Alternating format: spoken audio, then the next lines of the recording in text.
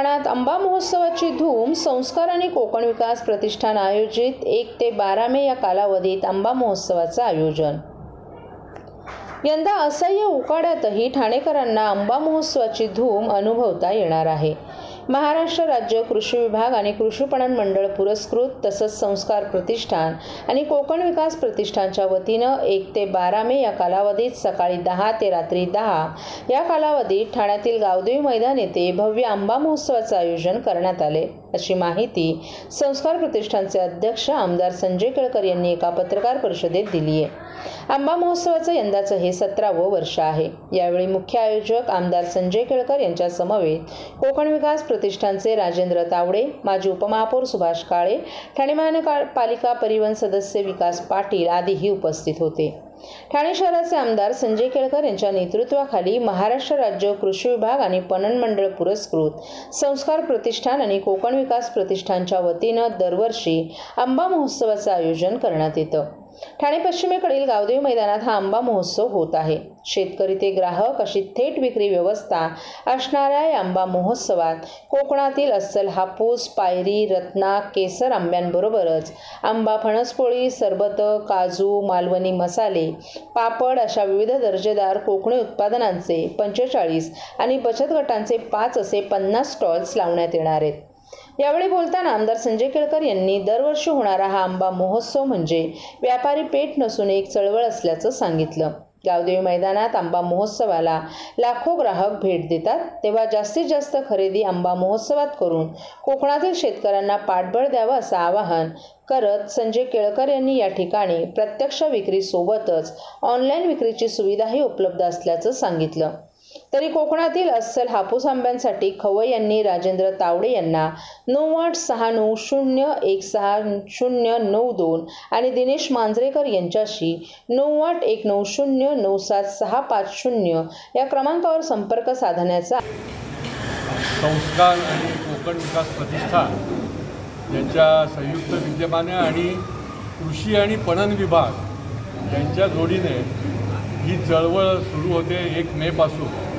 कारण ही केवळ काही व्यापारी पेठ नाही, तर हे खऱ्या अर्थाने आंबा उत्पादक जो आहे तो या ठिकाणी येतो, त्याच्या शेतातला आंबा या ठिकाणी आणतो आणि लाखो लोक जे आहेत ते या ठिकाणी 10 दिवस भेट देऊन या शेतकऱ्याला बळ देण्याचं काम करतात. आणि त्यामुळे आम्ही नेहमी म्हणतो की ही केवळ व्यापारी पेठ नाही, तर ही एक चळवळ आहे आणि ही चळवळ गेली 17 वर्ष या शहरामध्ये सुरू आहे. 1 मे ते 12 मे हा आंब्याची चळवळ आंबा महोत्सव गावदेवी मैदानामध्ये सुरू राहणार आहे. या वेळेला देखील काही प्रमाणामध्ये 40% आंबा शेतकऱ्याच्या हातात आलेला असला तरी देखील लोकांनी पाठबळ त्याला ताकद देण्याचं काम शेतकऱ्याला या ठिकाणी करणं आवश्यक असतं आणि त्याच्यामुळे लोक देखील या निमित्ताने थेट शेतकऱ्यांना भेटतात आणि त्या ठिकाणी आपली उपस्थिती लावून त्यांचा थेट शेतातला आंबा जो आहे तो खरेदी करतात. त्याला एक वेगळी दर्जा असतो आणि शेतकऱ्याला देखील रास्त प्रकारचा या निमित्ताने भाव मिळतो. या वेळेला देखील 50 स्टॉल असतील, बचत गटांना देखील त्याच्यामध्ये सामावून घेतलेलं असेल.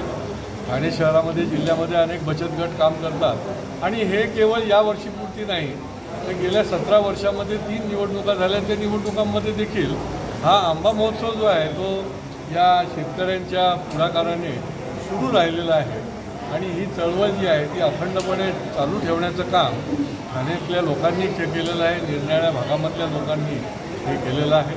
आणि ह्या 1 मेला संध्याकाळी 5 वाजल्यापासून आमचे कोकणामधले शेतकरी उत्पादक हे निश्चितपणे आंबा आणि निरनिराळ्या त्याच्या संबंधातले निरनिराळे प्रॉडक्ट्स घेऊन या ठिकाणी दाखल होतील आणि 12 मेपर्यंत गावदेवी मैदानामध्ये ही चळवळ चालेल. हा आंबा महोत्सव लोकांना मी ठाणेकरांना निश्चितपणे सांगेन की ठाणेकर हा अतिशय शून्य आहे आणि त्यांनी कधीच अशा प्रकारच्या चळवळीला पाठ दाखवलेली नाही.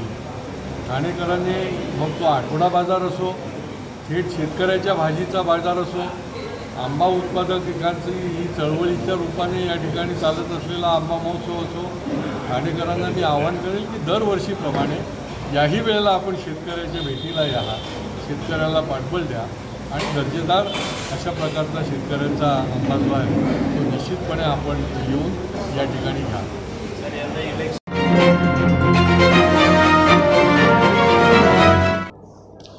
ठाणे जिल्हा सामान्य रुग्णालयातील ब्रदर्स अर्थात परिचारक आणि दिव्यांग कर्मचाऱ्याला शनिवारी पहाटेच्या सुमारास एका रुग्णाच्या नातेवाईकांनी मारहाण करीत चाकूचा धाक दाखवल्याची घटना घडली.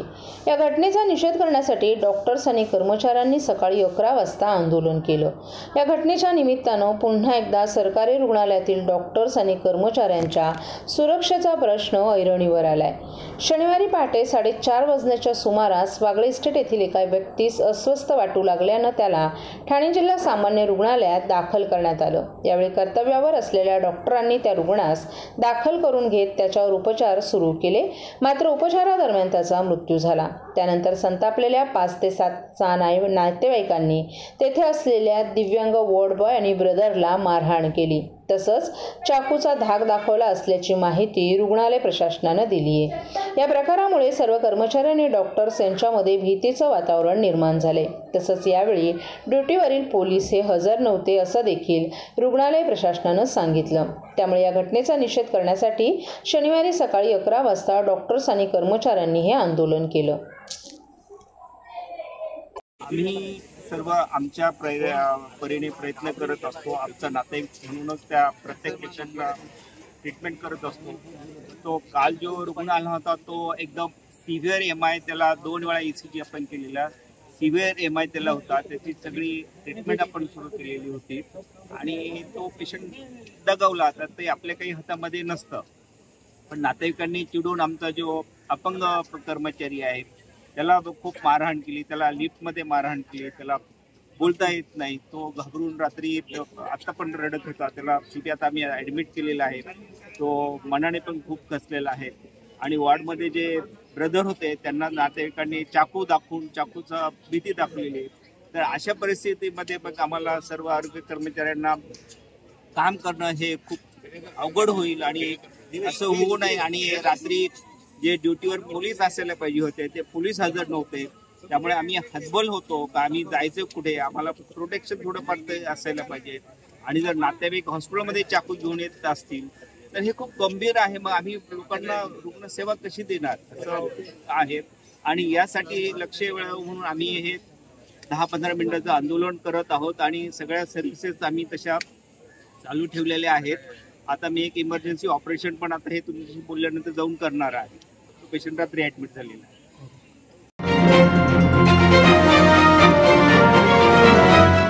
सर्व नागरिकांना आवाहन करण्यात येत आहे की सध्या डासांमार्फत पसरणाऱ्या डेंग्यू या आजाराचा प्रसार रोखण्यासाठी प्रत्येकाने पुढील प्रमाणे कार्यवाही करावी.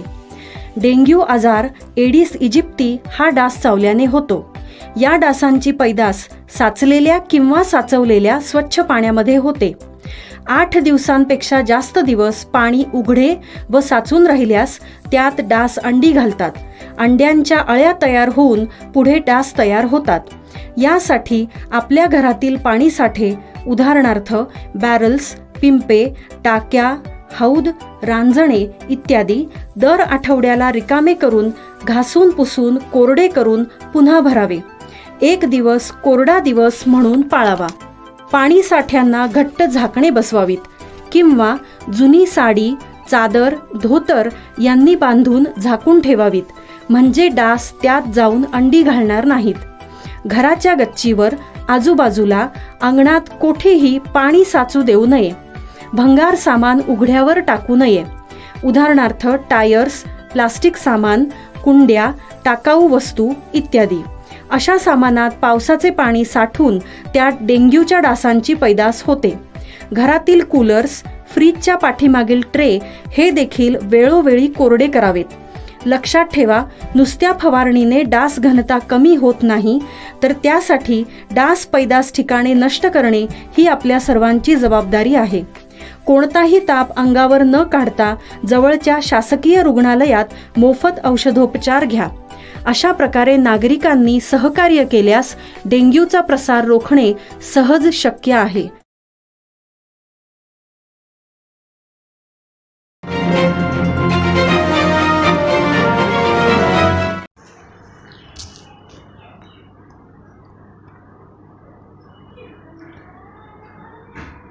ठाणे लोकसभा मतदारसंघ मुख्यमंत्री एकनाथ शिंदे यांना मिळेल हे जवळपास स्पष्ट असलं तरी पक्षाकडून कोणाला उमेदवारी मिळेल याविषयी अजूनही संभ्रम कायम आहे.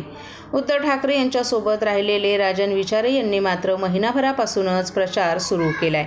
ठाणे लोकसभा मतदारसंघासाठी उमेदवारी अर्ज भरण्यास आजपासून सुरुवात करण्यात आली.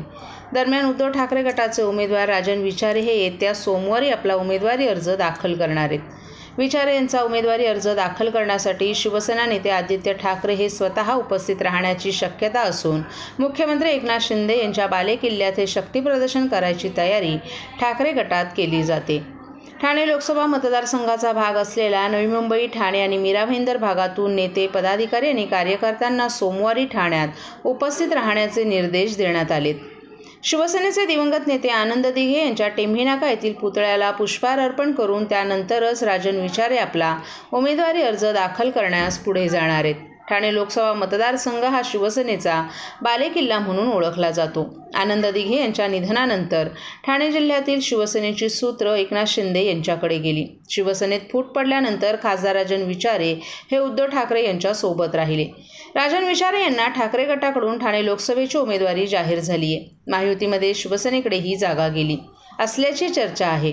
शिवसेनेकडून उमेदवारांबाबत अनिश्चितता आहे, त्यामुळे महायुतीच्या उमेदवाराबाबत अद्यापही संभ्रम आहे. तर ठाकरे गटाचे खासदार राजन विचारे यांनी प्रचारास सुरुवात केली आहे. 29 एप्रिल या दिवशी ते उमेदवारी अर्ज दाखल करणार आहेत. त्यापूर्वी ते जोरदार शक्तीप्रदर्शन करणार आहेत.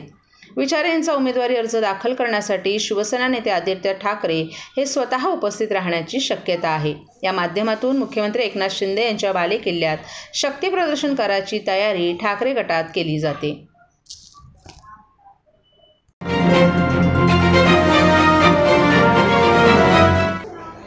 अवैध दारूला रोख बसण्यासाठी उत्पादन शुल्क विभागात पुरुष अधिकारी कर्मचाऱ्यांप्रमाणे महिलांवर कर्तव्य बजावताना दिसत असून ठाणे उत्पादन शुल्क विभागाच्या कार्यालयात आता महिला अधिकारी कर्मचाऱ्यांसाठी स्वतंत्र हिरकणी कक्ष निर्माण करण्यात आलाय. चांगल्या सोयी सुविधा असणाऱ्या या कक्षात महिला आता आधार ठरणार आहेत. राज्यातील सार्वजनिक, शैक्षणिक संस्था, कार्यालये किंवा कंपन्या जेथे महिला मोठ्या संख्येनं काम करतात अशा ठिकाणी हिरकणी कक्ष निर्माण करण्याचे आदेश राज्य शासनानं दिले आहेत.